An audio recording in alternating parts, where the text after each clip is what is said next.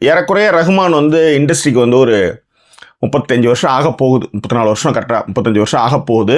ஆனால் ரஹ்மான் இண்டஸ்ட்ரிக்கு வரும்போது அவர் எப்படி பேசினார், அவர் எப்படிலாம் வந்து இன்டர்வியூலாம் கொடுத்துருப்பாருன்னு நீங்கள் பார்த்துருப்பீங்க, நம்ம எல்லாருமே பார்த்துருப்போம். அவர் எந்த இடத்துல அவர் வந்து உடஞ்சார் அப்படின்றத வந்து நான் ரொம்ப ஆர்வமாக அவரை கவனிச்சிட்டு வரேன்ற முறையிலையும் சரி, நிறைய வீடியோக்கள் நிறையா அவரை வந்து பார்ப்பேன். ஏன்னா அவருக்கு வந்து பயங்கரமான கூச்ச சுபாவங்கள் உண்டு. ஏன்னா ரோஜாவிலே வந்து 7 அந்த 7 இதையே வந்து ரொம்ப ரகசியமாக போய் யார் எதிரும் இல்லாமல் தனியாக போய் பாடினார் அப்படின்னு சுகாசினி சொல்லியிருப்பாங்க. ஸோ அந்த மாதிரி ரொம்ப கூச்ச சுபாவம் உள்ள ஒரு மனிதர். அவர் எந்த இடத்துல உடஞ்சார், எந்த இடத்துல உடஞ்சி வெளியே வந்தார் அப்படின்னு ஒரு விஷயம் ஒன்று இருக்குல்ல, அந்த இடம் பார்த்தீங்கன்னா ஸ்டேஜ் ஷோவில் தான் வந்து நிறைய உடைய ஆரம்பித்தார். ஸ்டேஜ் ஷோவிலே நிறைய வெக்கமோடு தான் வந்து பாடுவார். தில்சேரேவுக்கே வந்து கைத்தட்டல் வரும்போது இல்லை மெல்லிய புன்னகையோடு அதை கடந்து போவார்.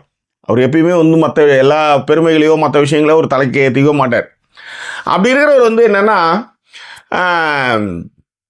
சமீபத்தில் டிடி கூட வந்து ஒரு இன்டர்வியூ கொடுத்துருந்தார், அமுதன் நினச்சிருந்தார். நான் அந்த இன்டர்வியூ பார்த்தேன் நான். ஏன்னா எனக்கு பிடிக்கல அப்படின்னு சொன்னதுனால அது என்னதான் அப்படின்னு பார்ப்போம் அப்படின்னு பார்த்தேன். ஏன் ரைட், அவர் எங்கே உடஞ்சார், இப்போ பெரிய பாய் எனக்கு பிடிக்கலன்னு சொல்லி அது ஒரு பெரிய சர்ச்சை ஆகிருக்கு. இருந்தாலும் கசாப்பு கடைக்காரர்களை இழிவுபடுத்திட்டார் ரஹ்மான் அப்படின்னு எல்லாம் பேச ஆரம்பிச்சிருக்காங்க.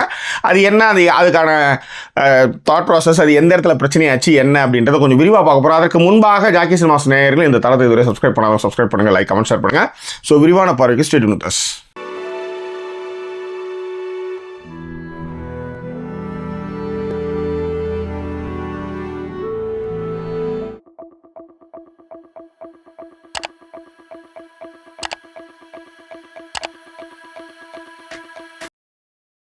ரஹ்மான் ரொம்ப கூச்ச சுபாவமான ஆள். அவர் வந்து பெருசாக வந்து பலபலன் பேசியோ கடகடன் பேசியோ நீங்கள் பார்த்தே இருக்க முடியாது. ஒரு 20 வருடங்களுக்கு ஒரு 20 வருடங்கள் இல்லை, ஆமாம் 20 வருடங்களுக்கு முன்பே சொல்லலாம். பட் 15 வருடமாக நீங்கள் வந்து அவர் வந்து இந்த ஸ்டேஜ் ஷோலாம் பண்ணும்போது அதெல்லாம் நீங்கள் பார்க்கும்போது பார்த்தீங்கன்னா அதுலேருந்து கொஞ்சம் நிறைய உடஞ்சி வெளியே வரார். ஏன்னா அவார்டு ஷோவில் போய் ஏதாவது அறிவிக்கிறதுக்கு கூட ரொம்ப கூச்சமாக பண்ணுவோம், ரொம்ப ஒரு கம்ஃபர்ட் ஜோனில் தான் இருப்பார். ரைட், இந்த ஸ்டேஜ் ஷோவில் வந்து எனக்கு தெரிஞ்சு நெஞ்சே எழுன்னு நினைக்கிறேன். ஐ திங்க் அது வந்து சென்னையில் நடந்தது. அதில் வந்து பார்த்திங்கன்னா சிவாஜி பாட்டு, அந்த பாட்டுக்கு வந்து ஸ்டெப் எடுத்து வைக்கணும். அந்த மாதிரி ஸ்டெப் எடுத்து வைக்கும் போது அந்த காலை வந்து குட்டி பசங்க எடுத்து வைக்கிற மாதிரி வச்சு ஆடுவார். ஐ மீன் ஸ்டேஜில் வந்து அந்த சாங் பாடும்போது அந்த தீ சாங்னு நினைக்கிறேன், அதுக்கு வந்து ஸ்டேஜுக்கு வந்து அந்த கால் எடுத்து வைக்க அப்படி வந்து ஒரு காலை வந்து ஒரு யாராவது தூக்கி பிடிச்சி எடுத்து வச்சா ஆடுவாங்க, அந்த மாதிரி ஆடுவார்னு வச்சுருக்காங்க. அதுதான் அவருடைய ஸ்டைல், அவருடைய சுபாவம். ஆனால் சமீப காலமாக அவருடைய இன்டர்வியூ வந்து இப்போ அதாவது ஒட்டச்சி பேசுகிறார். ரொம்ப கேஷுவலாக, ரொம்ப ஜோவியலாக, ரஹ்மான் இது அப்படின்ற மாதிரி ரொம்ப ஆசையாக இருக்குது. ஏன்னா நிறைய ஆங்கில வார்த்தைகளை கலப்போட தான் ஒரு நிறைய இன்டர்வியூ இருக்கும். ஆனால் சமீப காலமாக அதை நான் வந்து ஒரு 2-3 வருஷமாக சொல்கிறேன்னா, ஆமாம் ஒரு 3 வருஷமாக நம்ம தொடர்ந்து பார்க்கும்போது நிறைய உடச்சிட்டு வெளியே வர ரொம்ப கேஷுவல் டாக் இருக்குது, லைஃப் லெசன்ஸ் வந்து சொல்லுவார். இப்போ இந்த டிடியோட இன்டர்வியூவில் கூட பார்த்தீங்கன்னா உண்மையிலே நிறைய விஷயங்களை வந்து பேசியிருந்தார். ரொம்ப கேஷுவலாக பார்க்குறதுக்கே ரஹ்மான் அவ்வளோ ஆசையாக இருந்தது. ரொம்ப லைஃப் லெசன் சொன்னார். எக்ஸ் ஒய்ஃபுக்கு வந்து ஒரு ரெஸ்பெக்ட் கொடுத்தாரு. பிரிஞ்சு போனால் அதை வெறுக்கணுமா என்ன? அப்போ அதை முன்னாடி நேசித்த காதல் அது என்ன? அதனால் அது வந்து அவர் வந்து எக்ஸ் ஒய்ஃபுக்கு வந்து அந்த இன்டர்வியூவில் வந்து ரெஸ்பெக்ட் கொடுத்ததுலேருந்து ரொம்ப ஜோவியலான டாக் அது.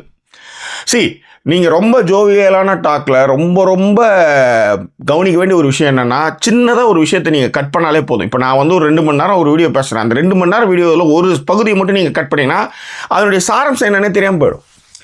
ஸோ அந்த வீடியோவை பொறுத்தவரை என்னென்னா, அவர் வந்து நீங்கள் வந்து பெரிய பாய் அப்படின்னும் போது என்னது பெரிய பாய் அப்படின்னு, ஐயோ உங்களுக்கு தெரியாதா டிடி சொல்லுவாங்க, உங்களுக்கு தெரியாதா, உங்களுக்கு வந்து இண்டஸ்ட்ரியில் வந்து வெளியில் வந்து உங்களுக்கு வந்து பெரிய பாய்ன்னு உங்களுக்கு பேர் வச்சுருக்காங்க அப்படின்னும் போது அவர் என்ன சொல்லுவார்னா, எனக்கு அது பிடிக்கல அப்படின்னார். ஓ சரி பிடிக்கலையா அப்போ கட் அப்படின்வாங்க. எது அப்போ பிடிக்கலையா அப்போ கட். இந்த பிடிக்கலையா அப்போ கட்டுன்னதுமே ரஹ்மானுடைய பதில் என்னன்னா, அது என்னது கட்டு, நான் என்ன கசாப்பு கடையை வச்சிருக்கிறேன் அப்படின்ற மாதிரி அவர் ரொம்ப கேஷுவலாக அந்த கட்டுக்கான விஷயமா தான் வந்து நான் கசாப்பு கடையை வச்சுருக்கேன்னு சொன்னாரோசரம், கசாப்பு கடைக்காரர்களை இழிவுபடுத்தணும்னா போகணுன்னா அந்த ஆள் சொல்லவே இல்லை. ரொம்ப கேஷுவலான டாக் அது. அதிலே வந்து பார்த்தீங்கன்னா ரஹ்மான் எந்த அளவுக்கு மாறி இருக்காருன்றது அந்த வேர்டுக்கு அடுத்தது ஒரு சொல்ல மூஞ்சாப்பாருன்னு. ஏன்னா டிடியோட அவர் எந்த அளவுக்கு ஜோவியலாக வந்து கம்ஃபர்ட் ஜோனில் இருந்து அவர் அந்த இன்டர்வியூ கொடுத்துருக்காருன்றதை உங்களுக்கு இன்டர்வியூ பார்க்கும்போது உங்களுக்கு தெரியும். ஆக்சுவலி நான் வந்து இப்போ தான் வந்து டிடி வந்து அந்த இன்டர்வியூவில் வந்து பார்த்தா தலைலாம் நரைச்சி விட்ட மாதிரியான ஹேர் ஸ்டைல்லாம் வந்து பண்ணிட்டு இருந்தாங்க. புடவை கட்டி கொடுத்தவங்க உங்களுக்கு வந்து தலையில் முத்தம் கொடுத்தாங்க. என்னடா இது, ஏன்னா தெரியல, அவங்களுக்கு ஞாபகம் இருக்குமான்னு எனக்கு தெரியல. ஏன்னா எனக்கு அந்த பொண்ணை ஞாபகம் இருக்கும். ஏன்னா நான் வந்து அப்போ கேமரா அசிஸ்டண்ட்டாக இருக்கும்போது சேப்பாக்கம் ஸ்டேடியில் ஒரு நட்சத்திர கிரிக்கெட்டில் அந்த பொண்ணு வந்து காம்பேரர், ஒயிட் ட்ரெஸ்ஸு, நரேன்னு ஒருத்தர் தான் இருக்கேன், நரேன்னு நினைக்கிறேன், அவர் பேர் தெரில, அவர் தான் கேமராமேன். நான் வந்து யூமாட்டி கேமராவை ஏதோ எடுத்துன்னு போயிருந்தேன் அப்போ. ஸோ அந்த மாதிரி முதல்ல அந்த பொண்ணு, அதுதான் ஃபஸ்ட் இன்டர்வியூ, செம்ம படபடப்பாக இருந்தது.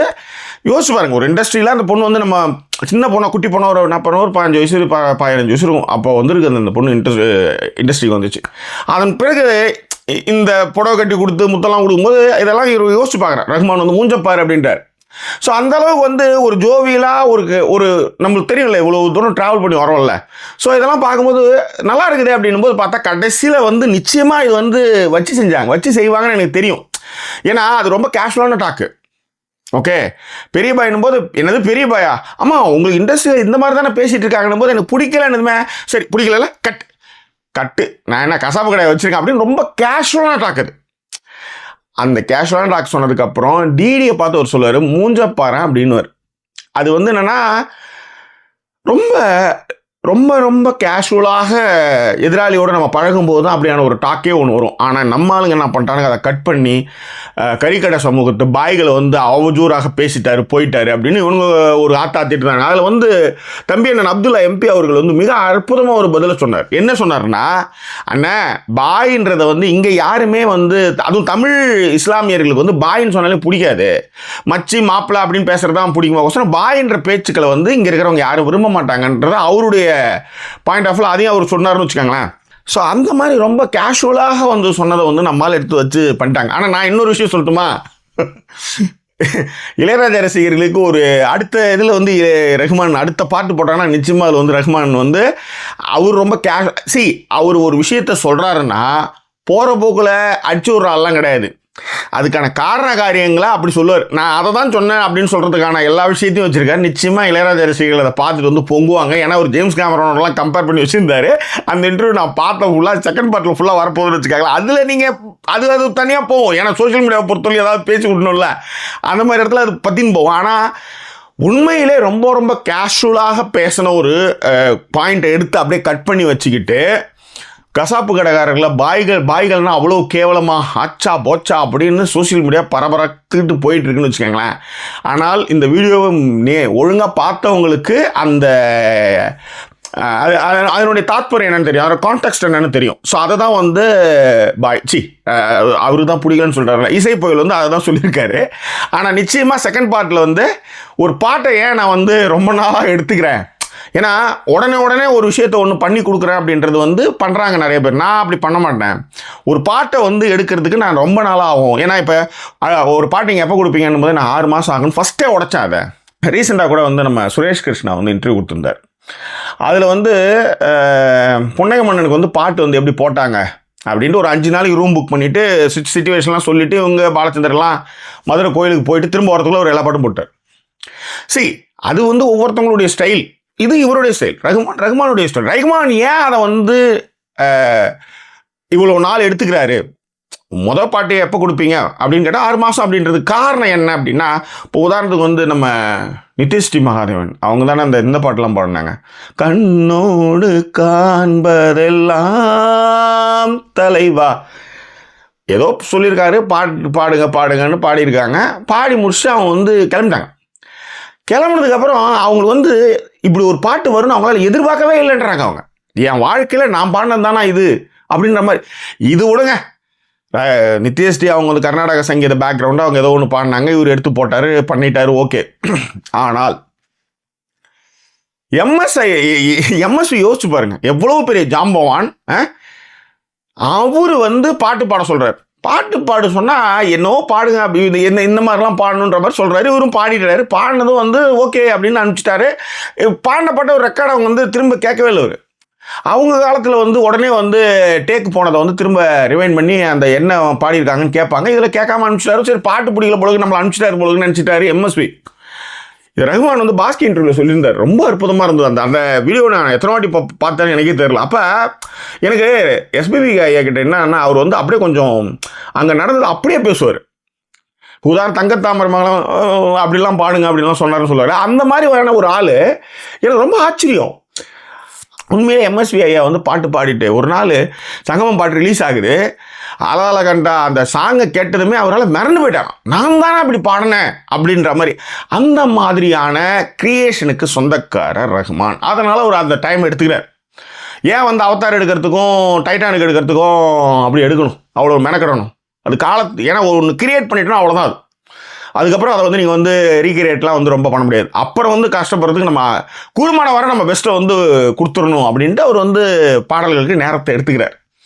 ஆனால் நிச்சயமாக ராஜா ரசிகர்கள் நிச்சயமாக உடனே இருப்பாங்க, அது தெரியும், அது பிரச்சனை இல்லை. ஆனால் அது வந்து நீங்கள் வந்து அது தாராளமான தர்க்கமான விவாதங்கள், அது ஒவ்வொருத்தவங்களும் ஒவ்வொரு விதமாக பேசுறது. ஆனால் இந்த வீடியோவை பொறுத்தவரையிலையும் அவர் அந்த கான்டெக்ஸ்ட்டை சொல்லவே இல்லை. அது வந்து டிடியோட இணைந்த ஒரு பேசின அந்த புரிதல், அவங்களுக்குள்ள இருக்கிற அந்த இத்தனை ஆண்டு கால பழக்க வழக்கங்கள், அதை வச்சு அவங்க பேசின கேஷுவல் டாக்கில் வந்தது தான். கட்டுனா ஓகே அப்படின்னு கட்டு, நான் கசாப்பு கடையை வச்சுருக்கேன், மூஞ்சப்பாரு எது மூஞ்சப்பாருன்னு பேசுகிற அளவுக்கு டிடிக்கும் ரஹ்மானுக்குமான அந்த புரிதல் உண்டு. அதில் வந்தது தான் நம்ம ஆளுங்க வச்சு செஞ்சுட்டு இருக்காங்க.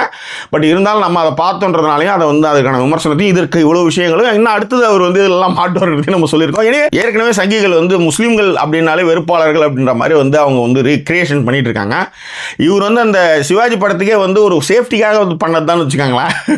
பட் ஆனால் இப்போ வந்து அழகாக எல்லாருமே, அதாவது முஸ்லீம் சமூகமே வந்து இப்படி கறிக்கடப்பாய் அப்படின்னு சொன்னால் அது நான் அசிங்கம் எப்படி பிடிக்கலன்னு சொல்லலான்ட்டு அதை வந்து ஒன்றுமே புரியாமல் பார்க்காமல் அந்த வீடியோ பார்க்காமலே உள்ளார வந்து குச்சிட்டு இருக்கு தையா தக்கான்னு.